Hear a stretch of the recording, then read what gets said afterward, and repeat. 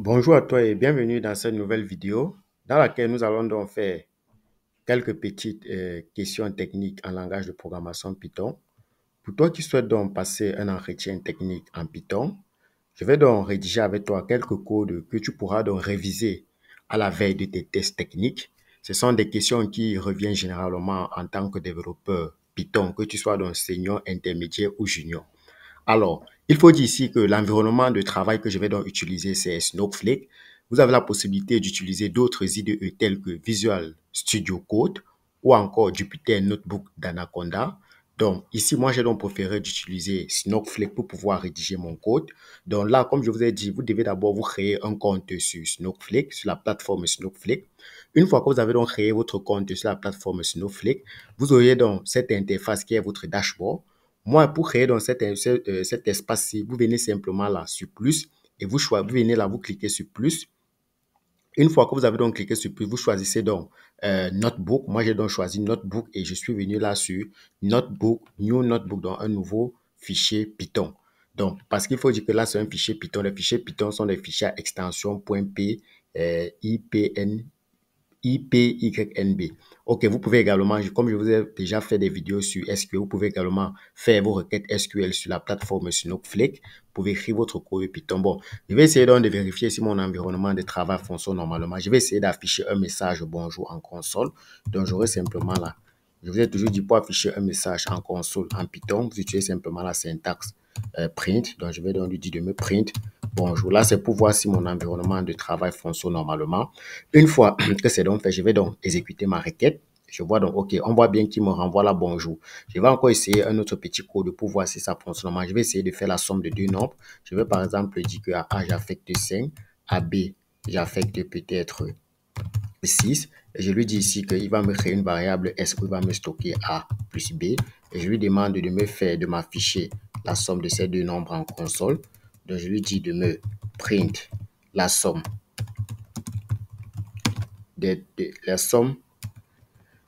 la somme est. Donc, je veux qu'il me renvoie la somme. Je récupère la variable là et j'exécute ce code à nouveau.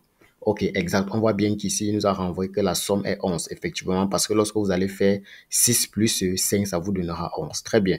Donc, maintenant, nous, on va donc écrire je crée une nouvelle cellule ici. Qu'est-ce qu'on va donc faire? On va passer directement au test technique pour un développeur en Python. Donc, je suppose que tu vas donc passer ton entretien technique. Tu as besoin de savoir quelles sont donc les questions qu'on peut donc te poser lors de ton entretien technique en langage de programmation Python.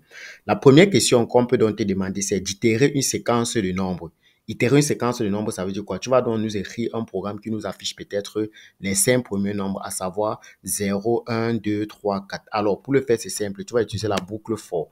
La boucle for permet ici d'itérer une séquence de nombres. Donc, for i, donc tu vas dire for i in range. Donc, parmi ceci, on veut les 5 premiers nombres et tu lui dis ici que il t'affiche, il te print la valeur de i. Très bien, on exécute. On va voir ce qui va nous renvoyer. Bon, là, il dit qu'il y a une erreur. Ok, j'ai oublié de mettre 2 points. On exécute à nouveau. Il dit qu'il y a un problème. Il dit qu'il y a un problème à la ligne 2. For i in range 5, 8, 2 points.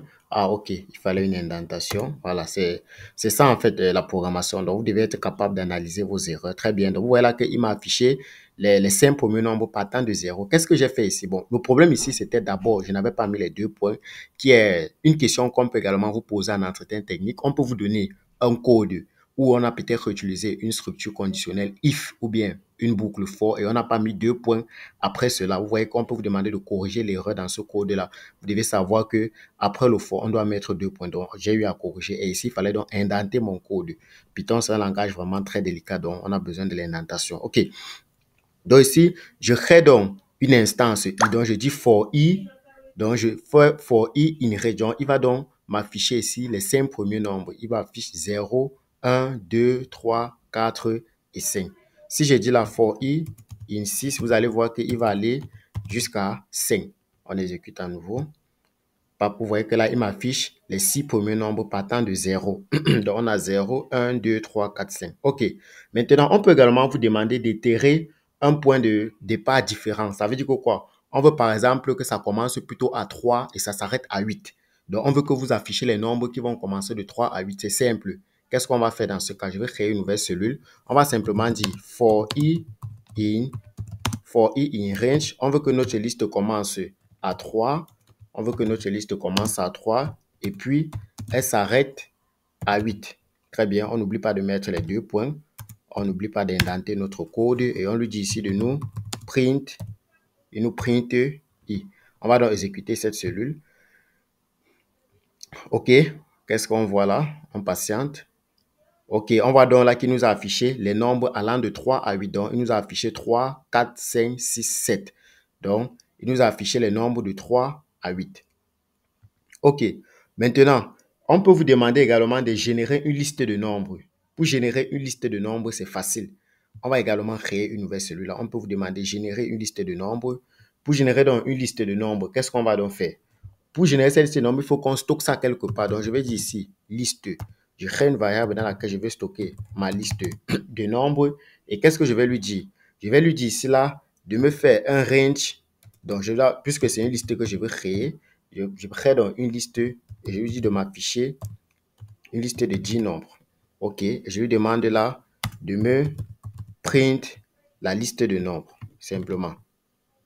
Donc là, qu'est-ce que j'ai fait? J'ai créé une liste de nombres en utilisant liste. C'est ça ici. Donc liste et je lui demande ici de m'envoyer les 10 nombres. De m'envoyer 10 nombres. On exécute. Voilà. Lorsque vous allez exécuter, on patiente. OK, voilà qu'il nous a envoyé une liste de 10 nombres allant de 0 à 9. Donc voici ce qu'on entend par les listes en Python. Donc voilà comment déclarer une liste en Python. Donc il nous a donc affiché la liste de 0 à 10. On peut maintenant vous demander de créer peut-être une liste de fruits et d'afficher la taille de chaque fruit. Ou bien de parcourir en fait. Bon, essayons de créer donc une liste de fruits par exemple. Donc là, si je veux créer une liste, comme je vous ai dit en Python, voici comment on crée les listes. Donc je vais stocker ça ici. Voilà comment on crée les listes en Python. Vous mettez ça. Je vais par exemple mettre le fruit Apple dans ma liste. Je mets par exemple le fruit banane dans ma liste banane. Je mets le fruit banane dans ma liste. Je mets par exemple le fruit orange dans ma liste. Donc, voilà comment on crée une liste en Python. Donc, on peut vous demander de créer une liste en Python. Voilà comment. Ici, j'ai créé une liste de 3 éléments. Je peux maintenant parcourir le contenu de ma liste. C'est simple. Pour parcourir dans le contenu de ma liste, qu'est-ce que je vais lui dire ici? Je vais lui dire for i in. Donc, for i in range. Qu'est-ce qu'il va faire? Il va récupérer dans la taille de ma liste. Là, pour récupérer la taille, c'est la fonction len qu'on utilise. Il récupère donc la taille de ma liste. Et qu'est-ce qu'il va donc faire ensuite? N'oubliez donc pas les deux points. Donc, for i, il est où là? Voilà, for i in length. For i in length, bon, je vais reprendre là. For i in range. Donc, je parcours ma liste. For i in range, je récupère la taille de ma liste. Donc, voici ma liste ici. Le nom de ma liste, c'est fruits. Que voici. Donc, for i in range fruits, qu'est-ce que je vais donc faire ici? Je vais essayer donc d'afficher chaque élément de ma liste avec son index. Qu'est-ce que je vais lui dire ici?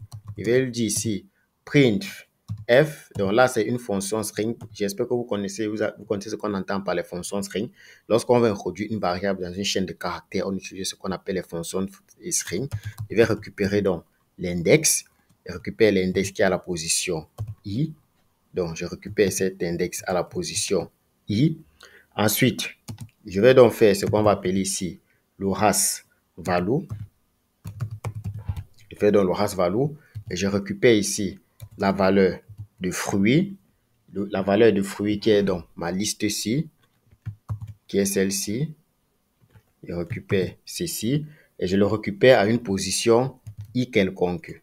Donc, je le récupère également à la position i quelconque. OK, on va donc essayer d'exécuter ce code ici. On va donc essayer de l'exécuter. Je dois fermer une accolade là. Il y a une accolade là que je dois fermer. Je vais copier ceci. OK. Je vais donc copier là et coller. OK. Je vais donc essayer d'exécuter ce code ici. Les doubles codes. Ça là, ça doit être là. À l'intérieur. Très bien. J'essaie d'exécuter. Vous verrez le résultat. OK. Bon, il y a une erreur. On va essayer de voir pourquoi il y a l'erreur. Qu'est-ce que j'ai fait ici? On a un problème d'indentation déjà. Donc, il n'y a pas un problème d'indentation ici. Il y a un problème d'indentation là. Bon, il dit qu'il y a un problème à la ligne 2. Je n'ai pas mis 2 points.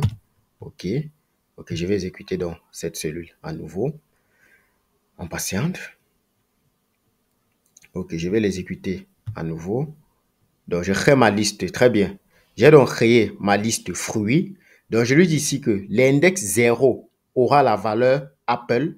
L'index 1 aura la valeur banane. L'index 2 aura la valeur orange. Donc, voilà donc une liste que j'ai créée donc en Python et j'ai récupéré chaque élément selon son index. Qu'est-ce que j'ai fait ici? Je parcours dans ma liste en utilisant for i in range. Je récupère la taille de ma liste et je lui fais un prime. Je vous ai dit ici que le F6, c'est pour dire que c'est une fonction string que j'ai utilisée. Lorsque vous voulez utiliser une variable dans une chaîne de caractères, alors vous devez donc utiliser une fonction de conversion string qui est le F-string en Python. Donc, je lui dis donc ici F-string de je récupère donc l'index et je passe donc l'élément qui est par exemple, ou bien vous pouvez dire ici l'élément, vous pouvez dire élément. Donc, l'élément, on va exécuter à nouveau. Donc, l'élément 0 a la valeur, pour que vous compreniez en français, l'élément 0 a la valeur. Donc, on verra de ici que l'élément 0 a la valeur Apple, l'élément 1 a la valeur banane, l'élément 2 a la valeur orange. Donc, ici, vous devez retenir que pour parcourir un tableau, le premier élément d'un tableau commence toujours à l'index 0. C'est à retenir.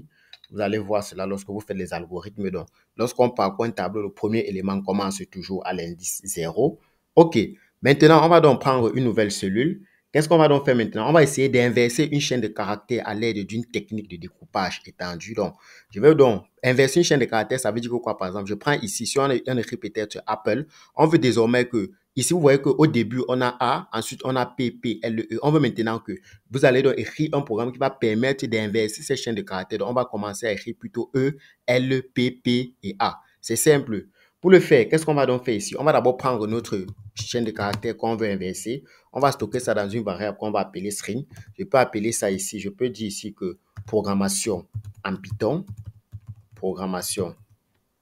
Ou bien, je vais plutôt mettre string en tant que. Je mets ici string en tant que. Je vais essayer donc de changer cette chaîne de caractères sur du Java où on aura maintenant U, E, K, ainsi de suite. Vous avez donc compris le principe. Qu'est-ce qu'on va donc faire? On va lui dire ici de nous print, c'est simple. Vous dites simplement, il va donc vous print quoi? Il va vous print votre chaîne de caractères ici, comme ceci. Il print ça et qu'est-ce qu'il fait? Il va inverser. Donc, il inverse à partir, donc vous mettez 2 points et vous mettez moins 1 à partir du dernier élément. Donc, moins 1. Vous savez à quoi pour parcourir une liste en Python, pour commencer de la fin vers le départ, on utilise la syntaxe moins 1. Donc ici, maintenant pour inverser, on utilise 2 points. Donc pour inverser maintenant ma chaîne partant de la fin vers le départ, je mets donc 2 points qui est inversé et moins 1 dès la fin. Donc j'exécute dans cette cellule. Vous verrez donc ce qui va s'afficher. Ok, vous voyez donc ici, on a d'abord U qui a été écrit. Ensuite, on a E qui a été écrit. Ensuite, on a donc K. Donc, voilà donc comment vous pouvez donc inverser une chaîne de caractères en Python. C'est une question également qu'on peut vous poser. On peut vous donner une chaîne de caractères et on vous demande de l'inverser. Ok, on va donc prendre une autre question qui vient généralement lors des entretiens techniques en Python. Ok, cette fois-ci, on va nous demander de compter les voyelles dans un mot donné. Imaginons par exemple, ici, vous avez le mot Twinjan, David, Twinjan en tant que. On vous demande donc de compter les voyelles dans ce mot donné. Ok, ici, déjà, nous tous, on connaît ce qu'on entend par voyelle. Donc, pour le faire, c'est simple. La première des choses, je veux compter le nombre de voyelles qui se retrouvent dans une variable. La première des choses, je dois d'abord connaître c'est quoi les voyelles. Et je dois stocker ces voyelles-là quelque part, de telle façon que lorsque je vais parcourir ma chaîne de caractères, si je rencontre quelque chose qui ressemble à une voyelle parce que j'ai stocké ça quelque part, alors je récupère, je stocke dans une autre liste. Donc, la première des choses, on va d'abord créer une variable qu'on va appeler voyelle qui va nous permettre donc de stocker nos différentes voyelles. Donc, je crée une variable que j'appelle voyelle. Ici, nos voyelles sont donc, on sait qu'on a la voyelle A. Ensuite, on a quelle voyelle? On a la voyelle E. Ensuite, on a quelle voyelle? On a la voyelle A, E. On a la voyelle I. Ensuite, on a la voyelle O. Ensuite, on a la voyelle U. Ok, je sais que quand j'étais à l'école primaire, je savais quand même qu'il existe 6 voyelles. Bon, je ne sais pas si ça a changé entre-temps. On a également quelles voyelles, ou ces 5 voyelles? A, E, I, O, U.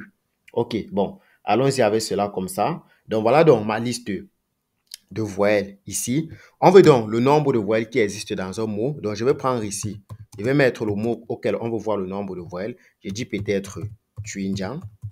Donc, voilà le mot auquel on va vous compter le nombre de voyelles. J'ai donc pris mon mot. Qu'est-ce que je vais maintenant faire? Je vais donc parcourir mon mot. Donc, qu'est-ce que je vais donc dire ici? Je vais dire for caractère. Donc, je crée une instance, donc for caractère in word, in mot. Donc, pour chaque caractère dans le mot, donc, c'est ça ici, for. Pour chaque caractère que tu vas retrouver dans le mot, qu'est-ce que tu vas faire? Vous n'oubliez pas de mettre 2 points. Je lui dis maintenant que si le caractère qu'il rencontre, donc si le caractère qu'il rencontre est présent dans ma liste de voyelles que je viens de créer, donc si le caractère qu'il rencontre est présent dans ma liste que je viens de créer, alors qu'est-ce que je vais faire? Il va compter cela et ajouter cela à chaque fois. Déjà, il faut donc que je crée un compteur au départ ici qui est à 0 parce que à chaque fois qu'il va compter, il faudrait qu'il stocke ça dans la variable count. Et au départ, il n'a rien compté. Au départ, c'est 0. C'est pour ça que je dis donc que count est égal à 0. Donc, si le caractère qu'il rencontre est présent dans ma liste de voyelles, le compteur va s'incrémenter. L'incrémentation en Python, vous écrivez comme ça. Le compteur va s'incrémenter plus égal 1. Et qu'est-ce que je vais donc lui dire? Je vais donc lui demander ici de m'afficher, je vais lui dire ici de m'afficher le nombre de voyelles. Donc, il va m'afficher quoi? Il faut qu'il m'affiche la variable count parce que chaque voyelle que je récupérais, je stockais ça dans la variable count. C'est tout. Bon, on va exécuter. Essayons déjà de voir nous-mêmes le nombre de voyelles qu'il y a ici. On a la voyelle U, déjà. On a I, ça fait 2. On a A, ça fait 3. OK, on exécute. On voit si c'est le résultat attendu. OK, on patiente. Là, il dit que c'est 0. Pourquoi? OK, c'est 0 simplement parce que ici, j'ai écrit le nom en majuscule. Je vais essayer d'écrire le nom donc en minuscule. Donc, je vais écrire comme ceci. OK, j'exécute à nouveau cette cellule. OK, on voit bien là qu'on a 3 caractères. Donc ici, c'est pour dire que le langage de programmation ici est donc sensible à la casse. Ça veut dire que les majuscules et les minuscules sont donc confondus, ne sont pas confondus. Ça veut dire qu'il ne remarque pas cela. Il ne remarque pas une majuscule et une minuscule. Donc, ici, j'ai donc écrit un programme qui me permet donc de renvoyer le nombre de voyelles dans une phrase. Qu'est-ce que je fais? Je récupère d'abord mes voyelles, je stocke ça dans un tableau, dans une variable. Ensuite, je prends dans le mot que je veux compter, je déclare mon compteur au départ qui est à 0 et je parcours ma liste. Pour chaque itération de mot d'un mot, chaque itération, je stocke ça dans la variable caractère. Maintenant, si le caractère qu'il rencontre est donc dans voyelle, alors le compteur va s'incrémenter à chaque fois. Et je fais donc un print, si vous voulez, on va donc dire ici le nombre. Bon, ça va, ça va. Je n'ai pas besoin de trop compliquer ça. OK, on peut maintenant aussi vous demander d'écrire un autre programme en Python qui, par exemple, compte les consonnes dans un mot donné. On veut compter les consonnes. Vous et moi, on sait que les consonnes, il en existe plusieurs. OK, on va donc le faire ici. Quelqu'un d'autre peut me dire que oui, lui, il va stocker les consonnes dans un tableau. C'est aussi bien possible, mais je vais préférer faire d'une autre façon. Ce que je vais faire, je vais stocker plutôt les voyelles et je vais, OK, qu'est-ce qu'on va faire? Je vais ici stocker les voyelles. On a hier les voyelles qu'on a stockées plus haut. Donc, je vais créer une liste dans laquelle je vais donc stocker mes voyelles. Les voyelles sont donc A. Ensuite, les voyelles sont donc E. Ensuite, on a la voyelle E. Ensuite, on a la voyelle I. Ensuite, on a la voyelle O. Ensuite, on a la voyelle U. Très bien. Donc, j'ai donc stocké mes voyelles quelque part. Je vais donc reprendre le même mot. Donc, je vais reprendre le même mot. Je vais mettre ici Tuinjan. Je reprends le même mot qui est une chaîne de caractères. Je mets Tuinjan. Mon but ici est de compter les consonnes dans ce mot. Donc, au départ, mon compteur, je vais donc le mettre à 0. Je mets mon compteur à 0 et je parcours donc ma liste. Je vais donc lui dire for caractère, for caractère, for caractère in, for caractère in, le mot que j'ai ici, for caractère in mot, je mets 2 points. Qu'est-ce que je lui dis maintenant? Si caractère, si caractère not. Donc, si caractère not in voyelle. Donc, voilà une autre syntaxe pour pouvoir récupérer tous les consonnes. Donc, si caractère not in voyelle, qu'est-ce qu'on va faire? Si caractère not in voyelle, qu'est-ce qu'on va donc faire? On va essayer donc d'incrémenter notre compteur plus égal 1. On essaie d'incrémenter notre compteur et qu'est-ce qu'on va faire? On va demander ici de nous print count. De là, il va compter dans toutes les consonnes qui se retrouvent dans ce mot. Ok, je vais donc exécuter. Où est donc ici, il va m'afficher combien de consonnes? On patiente. Ça s'exécute. Ok, il m'affiche ici 8 consonnes. On essaie de compter.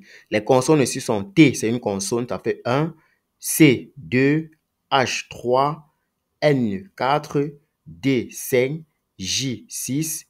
N, 7. Et G, 8. Ça fait donc 8 caractères. Donc, je lui ai donc dit ici là que il essaye donc. Je mets d'abord mes voyelles quelque part. Je prends mon mot. Je lui dis donc, il parcourt mes caractères. Si le caractère ne se retrouve pas dans mon voyelle, dans ma voyelle, dans mon tableau, voyez, dans ma liste de voyelles, alors il me renvoie cela. Ok, on va maintenant écrire un programme qui permet de compter le nombre d'occurrences d'un caractère dans une chaîne. Le nombre d'occurrences, c'est quoi? Par exemple, quand je prends le mot Twinjan, ici, la valeur T, le caractère T a une seule occurrence, parce que pour dire que ça intervient une seule fois. Le caractère C a une seule occurrence, ça intervient une seule fois. Le caractère H a une seule occurrence. Le caractère, si je prends par exemple le caractère N, le caractère N aura 2 occurrences. Donc, on va donc le faire. On va écrire donc un programme qui permet donc de compter le nombre d'occurrences dans une chaîne de caractères. C'est facile. Qu'est-ce qu'on va d'abord faire? La première des choses, on prend d'abord le mot auquel on veut compter le nombre d'occurrences. Donc, je vais donc mettre ici Twinjan. Voilà donc le mot auquel je veux compter le nombre d'occurrences qui est donc Twinjan. Qu'est-ce que je vais donc dire ici? Je vais lui dire ici, et je veux compter le nombre d'occurrences, par exemple, de la lettre N. Je vais lui dire ici, caractère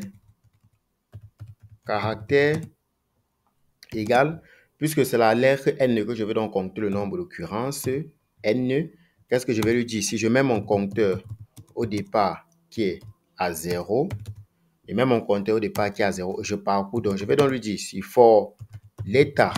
Donc, je vais maintenant créer une variable l'état in dans mon mot, for l'état in mot. Donc, for l'état in mot, je mets 2 points. Je lui dis ici maintenant que si la lettre qui va rencontrer, si l'état est égal, donc si l'état est égal, à caractère, si l'état est égal à caractère, qu'est-ce qu'il va faire? Il va me faire un count. Donc, count plus égale 1. C'est tout. Et qu'est-ce qu'il fait? Il me print count. Simplement. Donc là, je lui ai demandé de me renvoyer le nombre d'occurrences de la lettre N. Donc, qu'est-ce qu'il fait? Il prend d'abord mon mot que j'ai demandé. Je déclare dans mon caractère qui est je déclare dans le caractère que je veux compter le nombre d'occurrences. Je mets mon compteur au départ qui est à 0 parce qu'au départ, je n'ai rien compté. Je parcours donc ma liste mon mot en utilisant en créant une instance l'état. Je lui dis donc que si mon l'état est égal donc au caractère qui est, ici le caractère c'est N, il va donc faire un 40 plus et puis j'exécute donc c'est celui-ci. Très bien. Ok, normalement on attend 2 en retour, il s'exécute. Ok, il nous renvoie donc ici 2. Ça veut dire qu'il a donc dit que le nombre d'occurrences dans le mot Twinjan est donc 2. Donc, maintenant, on peut vous demander donc d'écrire un programme de la suite de Fibonacci. Un programme de la suite de Fibonacci, bon, on verra ça après. Bon, maintenant, écrivons un programme qui permet de convertir une liste en entier. Ok, essayons d'écrire un programme qui permet de convertir une liste d'entiers en chaîne de caractères. Ok, programme qui permet, bon, je vais essayer de mettre un commentaire. Programme, bon, vous aurez le code source sur GitHub, je vais le déployer sur GitHub. Donc là, je vais donc un programme qui permet de convertir une liste de nombres une liste d'entiers en chaîne de caractères. C'est facile, vous allez utiliser la fonction string. Qu'est-ce qu'il va faire ici? Je vais lui dire ici que, non, je vais d'abord créer une nouvelle cellule. Je vais lui dire ici que print, qu'est-ce qu'il va me faire ici? il va me faire, mon but est de convertir quoi? Mon but est de convertir une liste d'entiers en chaîne de caractères. Donc, voici par exemple une liste d'entiers ici. Je vais créer peut-être liste. Je crée une liste d'entiers. Je mets par exemple 2. Je mets par exemple 3. Je mets par exemple 7. Voilà donc ce qu'on appelle une liste d'entiers. Mon but est de convertir donc une liste d'entiers en chaîne de caractères. Qu'est-ce qu'on va faire ici? Convertir une liste d'entiers en chaîne de caractères. Si je lui dis ici de me print, tu lui demandes de me print et qu'il me fait ça, il me met virgule là, il me fait un join. Il me fait donc un join. Il me fait un join de ma chaîne de caractères. Donc, for, il me fait donc un join. Il me fait un join for i in. Oh, putain, j'ai oublié là. Ma liste. Voilà. Comme ceci. J'essaie donc d'exécuter ça. On va essayer de voir. On patiente. OK. Là, il n'a pas converti en chaîne. OK, c'est bien. Il a converti en chaîne de caractères. C'est super. En fait, ce que vous devez voir ici, c'est qu'une liste est dans les rochers. Voici ce qu'on entend par une liste, les rochers ici. Vous voyez que le résultat que j'ai ici, ce n'est plus une liste en fait. Ce n'est plus une liste ici, c'est une chaîne de caractères. Donc, je lui demande ici de me faire un join. Il convertit ça en chaîne de caractères et il parcourt chaque élément de ma liste. OK. Maintenant, on va écrire un programme qui permet de trouver le maximum dans une liste de nombres. Bon, ça, c'est une question que j'ai eue lorsque je passais un entretien technique au Canada, mais là, c'était en développement .NET C#. Donc, on me demande ici de trouver le nombre maximum dans une liste. OK. Pour trouver donc le nombre maximum dans une liste, je prends un exemple. Par exemple, je vais déclarer une liste ici. Je déclare peut-être une liste de nombres. Je mets ici 2. Je mets ici 18. Je mets ici 35. Je mets ici 34, 24. Je mets ici 85. On vous demande donc d'écrire un programme qui va renvoyer le maximum dans ces listes de nombres ici. Ici, on voit que le maximum, c'est combien? C'est 85. Donc, qu'est-ce qu'on va donc faire ici? Au départ, la première des choses que je fais, c'est qu'au départ, je suppose que le maximum, c'est le premier élément de ma liste. Donc, je vais donc mettre ici max. Donc, moi, je suppose qu'au départ, le premier élément de ma liste, le premier élément, c'est le plus grand nombre. Donc, je vais dire ici, max est égal à liste. Donc, je suppose que c'est lui le premier élément de ma liste. Le premier élément, c'est l'indice 0. Maintenant, qu'est-ce que je vais donc faire? Je vais donc parcourir ma liste. Je vais donc dire for nombre in liste. Donc, pour chaque nombre de ma liste qu'il aura, for nombre in liste, je lui dis 2 points. Je lui dis ici là que si le nombre qu'il trouve, bon, si le maximum qui est le premier élément qu'il va trouver, si le maximum qui est donc le premier élément est inférieur, donc je vais essayer, je vais prendre un clavier visuel là, pour pouvoir utiliser la touche inférieur. Donc, si le maximum qu'il va trouver est donc inférieur, si le maximum qu'il trouve est inférieur, donc là j'ai mis supérieur, si le maximum qu'il trouve est inférieur au nombre ici, donc si le maximum est inférieur au nombre ici, qu'est-ce qui se passe? 2 points. Si le maximum est inférieur au nombre, forcément, le nombre, on va permuter les valeurs en fait. Forcément, le maximum sera maintenant plutôt la valeur du nombre. Donc, ça sera maintenant, on va l'affecter cette valeur-ci. Donc, on va l'affecter la valeur nombre. On va l'affecter la valeur nombre. Et qu'est-ce qu'on va lui dire ici maintenant? On va lui dire de nous print. On va lui demander de nous print. Qu'est-ce qu'il doit nous print ici? Il doit nous print nombre. Il doit nous print la valeur de nombre. Bon, on exécute et on explique. OK, j'exécute. Nous, on veut qu'il nous affiche le plus grand nombre. Dans notre cas, ici, le plus grand nombre, c'est 85. OK, très bien. On voit donc ici, nous a renvoyé le plus grand nombre qui est 85. J'explique. Je veux trouver le plus grand nombre dans une liste de nombres. La première des choses, je déclare ma liste de nombres que voici. Je suppose que le plus grand élément occupe la première position. Donc ici, au départ, moi, j'ai supposé que le premier élément, c'est le plus grand nombre, c'est 2. Parce que Comme je vous ai dit, dans une liste, le premier élément commence toujours à l'index 0. Je suppose donc que le premier élément, c'est 2. Je parcours dans ma liste ici, donc je crée une instance. Donc le nombre ici, c'est une instance en fait de ma liste nombre. For nombre in nombre, je crée cette instance. Je lui dis maintenant que si le maximum est inférieur au nombre, à l'instance qu'il a récupéré ici, alors je vais permuter les valeurs. Max sera maintenant un nombre et je prime. C'est tout. Et donc, on voit ici qu'il nous a renvoyé 85. On est bien d'accord. Si j'ajoute une autre valeur, ici, je mets peut-être 109. J'exécute à nouveau cette cellule-ci. J'exécute à nouveau. Vous verrez donc ici, le plus grand nombre, c'est 109, qui est le maximum de ma liste. Ok, on peut maintenant vous demander d'écrire un programme qui permet de déterminer plutôt le minimum dans une liste de nombres. C'est pareil. So, qu'est-ce que je vais donc faire ici? Je vais donc venir ici. La première des choses, je vais donc déclarer ma liste de nombres. Je vais donc reprendre ces listes de nombres ici pour gagner en temps. Je reprends ces listes de nombres ici. Je reprends ces listes de nombres.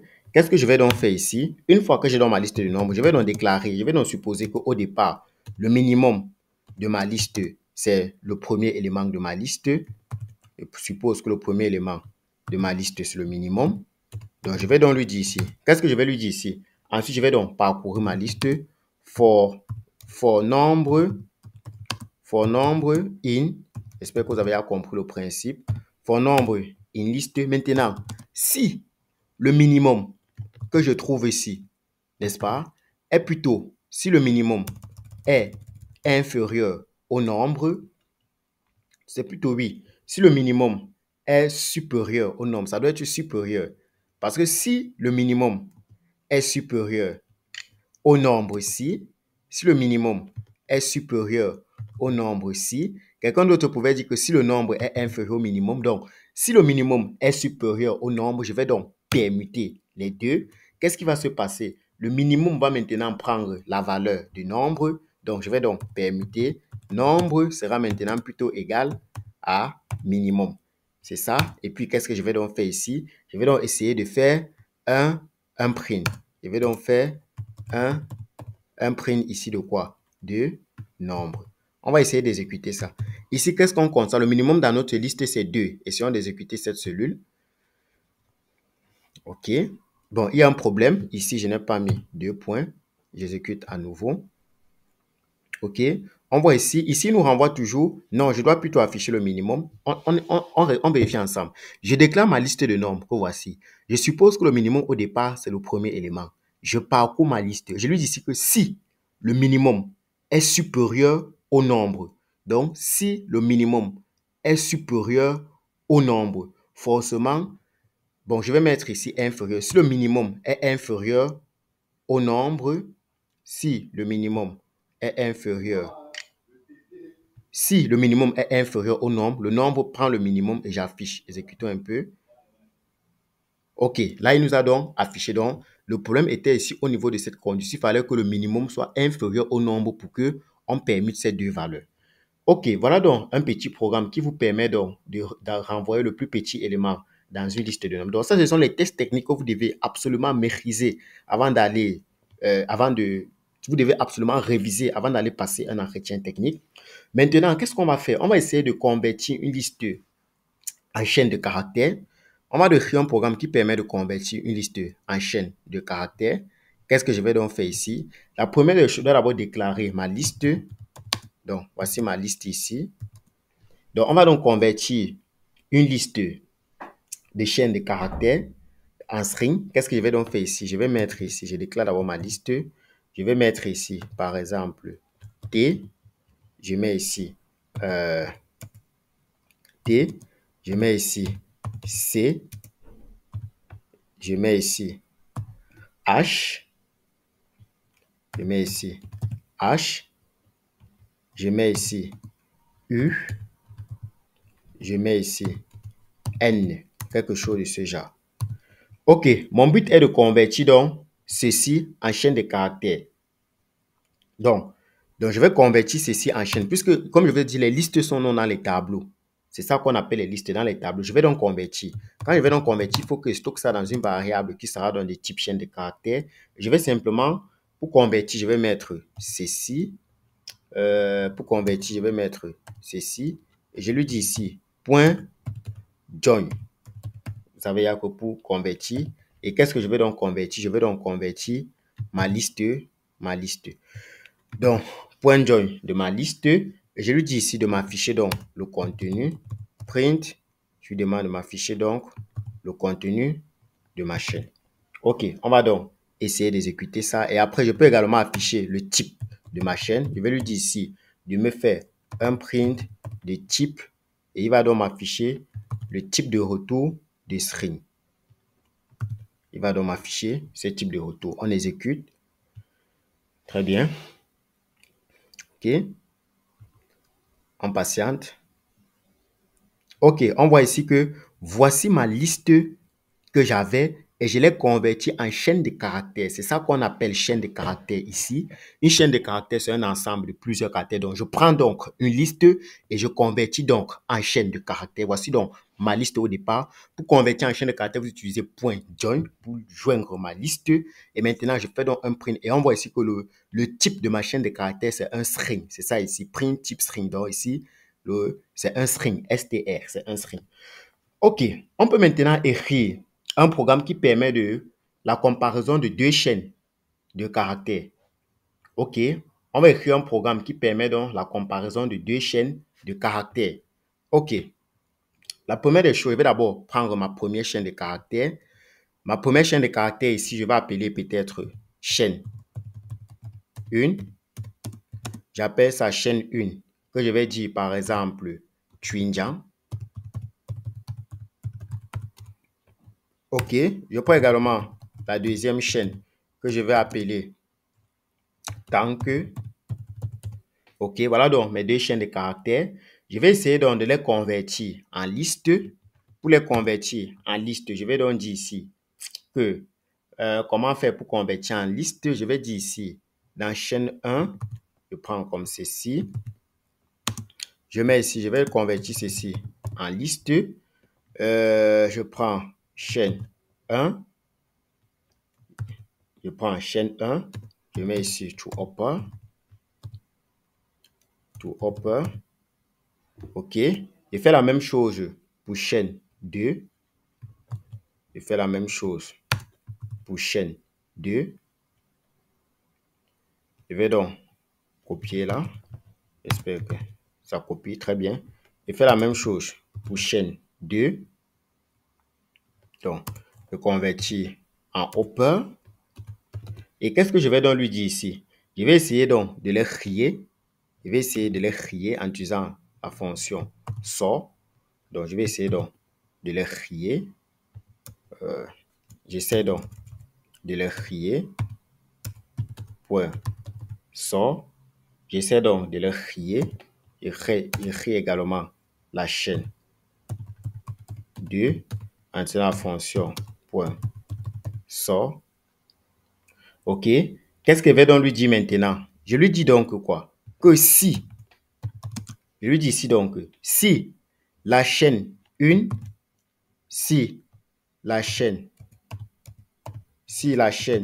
1 est égale à la chaîne 2, si la chaîne 1 est égale à la chaîne 2, si la chaîne 1 est égale à la chaîne 2, alors qu'est-ce qu'il va faire? Je lui demande simplement de me print un trou. Donc, il va m'afficher vrai. OK. Sinon, qu'est-ce qui se passe? Sinon, donc je vais lui dire ici un else. Sinon, qu'est-ce qu'il va faire? Il va me print un false. Me print un false. Donc ici, qu'est-ce que mon programme fait? Ici, je veux comparer deux chaînes pour les anagrammes. Je compare si les deux chaînes sont équivalentes. Donc, je vais donc exécuter ici. Qu'est-ce qu'on constate? Bon, il me dit là qu'il y a un problème.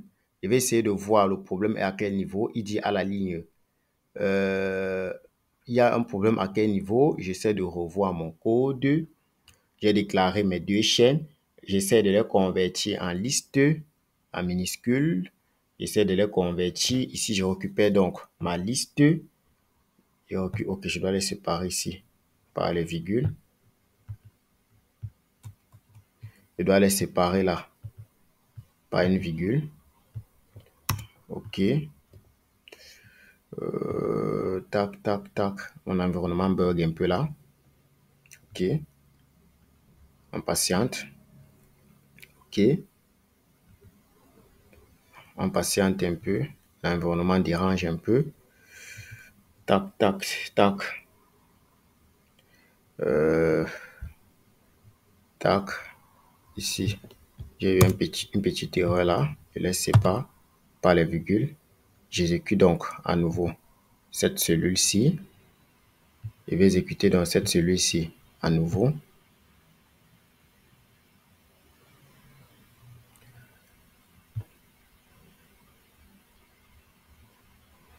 OK. Très bien. Il dit que list object is not callable. OK. À la ligne 4, il y a un problème.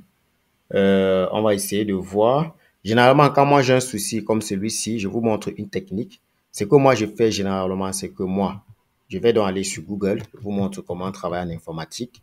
Vous partez sur Google. Il y a un site qu'on va appeler Stack Overflow. C'est là-bas que vous devez faire vos recherches. Donc, quand j'ai donc ce genre de problème, je viens directement ici. Voici Stack Overflow. Donc, tu dois beaucoup Stack Overflow. Il faut vraiment Stack Overflow quand tu as des problèmes en informatique. Stack Overflow, il propose vraiment des bonnes solutions. Was done not example is resolved in type error. This object is not callable. On va essayer de lire. Moi, généralement, j'essaie de traduire un peu. Qu'est-ce qu'ils disent ici? Tac, tac, tac. What does not example? OK. Pourquoi exemple génère-t-il erreur? L'objet liste n'est pas appelable, dupliqué. On va essayer de lire. Il y a des gens qui ont le même problème. J'ai essayé d'utiliser ce code à partir d'un tutoriel du RELEP. Exemple, liste, il passe sa liste. Le tutoriel indique que tac, tac, tac. Vous essayez donc de lire. Je vous montre comment faire des recherches. Ici, on a donc quelqu'un qui a une réponse. Il dit, il semble que vous ayez masqué le nom intégré liste qui pointe vers une classe par le même nom pointant vers une instance de celle-ci. Voici. Il crée ici un exemple de liste. Il prend sa liste, un exemple de liste. Il a cette erreur-ci. Il a fait comment pour corriger? Qu'est-ce qu'il dit? Je pense que c'est assez évident. Python stocke les noms d'objets.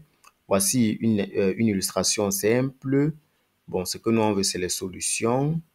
Vous essayez de tac, tac, tac, tac, tac, tac. Comment on puisse corriger l'erreur? Tac, tac. Si vous obtenez une erreur similaire à celle impliquant un objet n'est pas appelable, il est probable que vous ayez utilisé un nom intégré comme variable dans notre code. Dans ce cas et dans d'autres cas, la solution est aussi simple que de renommer la variable incriminée, par exemple, pour corriger le code de liste variable int. OK. Quand je vois comme ça veut dire déjà que je peux avoir une idée. Ça veut dire que ici, au niveau de liste, il disait qu'il y a un problème ici. Qu'est-ce qui se passe? Tac, tac, tac, tac. Je vais encore essayer de Stack Overflow. Tac, tac. Bon, j'essaie un peu de Stack Overflow encore. Qu'est-ce qu'il dit ici? On devait plutôt faire liste, chaîne 1, point hopper. Oui. J'ai ma liste 1, j'ai ma chaîne 2. Je lui dis ici de me faire un sort. Je lui dis ici que si c'est égal à ça, else ça, il me print trop. OK. Il dit qu'il y a, c'est quoi le problème? Il rencontre un problème à la ligne 4. À la ligne 4, il y a un problème ici. Pourquoi? L'objet de type bulletin n'est pas appelé, n'est pas appelant. OK. Bon, je vais essayer de reprendre. OK. Liste. Donc, il dit là qu'il y a donc un problème. On va essayer donc d'aller encore sur, si c'est pour la classe liste. Oui. Donc, je vais encore aller sur Stack Overflow. Rename list to int. J'ai ma liste là. Tac. Il demande de renommer la liste. Pourquoi? Est-ce que j'ai déclaré une liste plus haut? C'est peut-être celui-ci que j'exécute. C'est peut-être celui-ci que je suis en train d'exécuter. Tac, tac, tac, tac. If string equals, c'est égal à ça. Ils me prennent ça.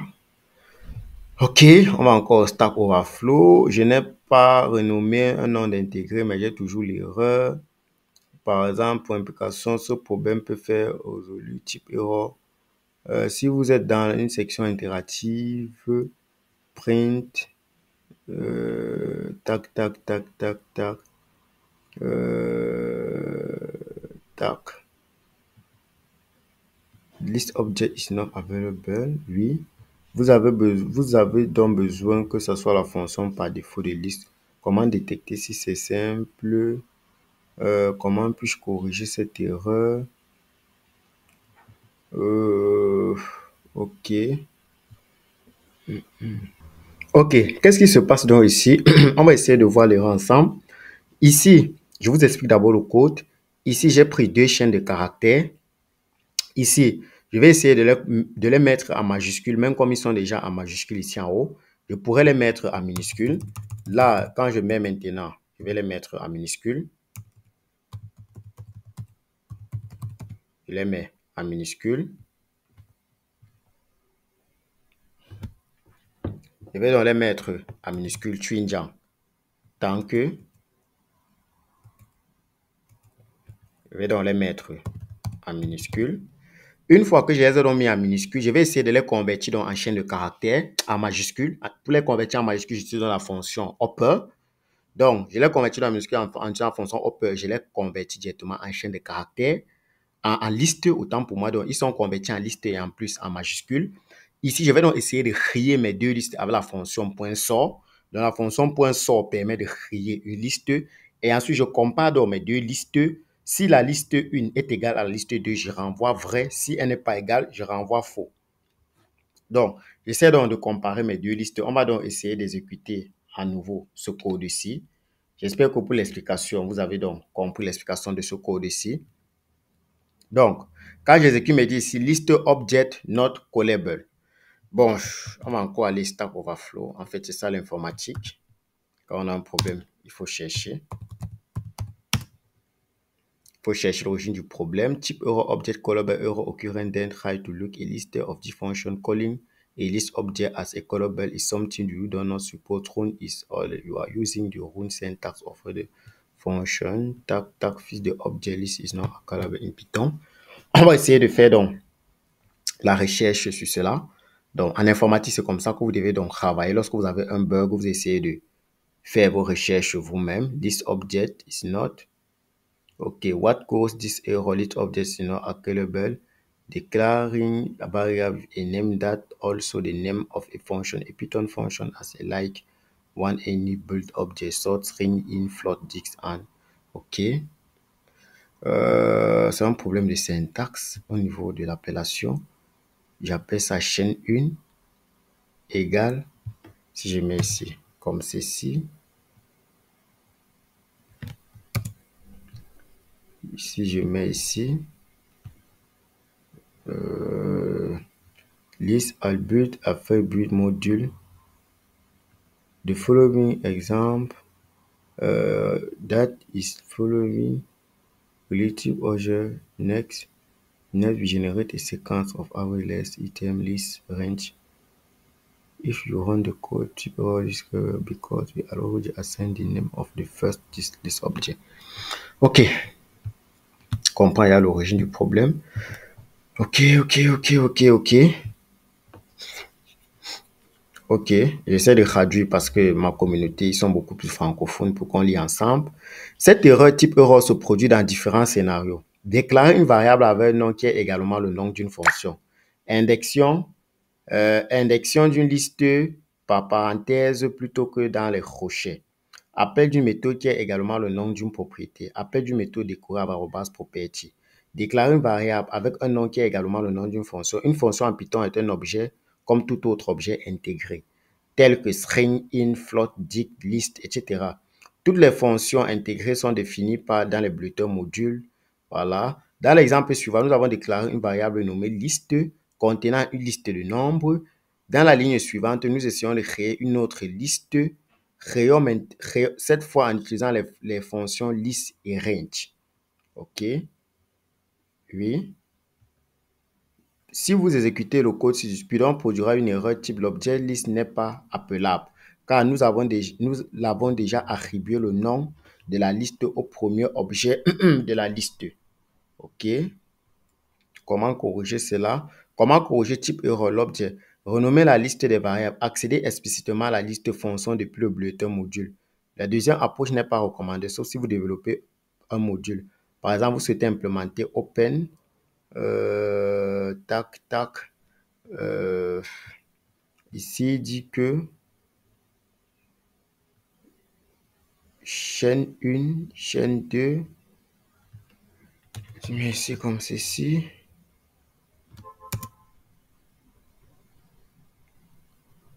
OK.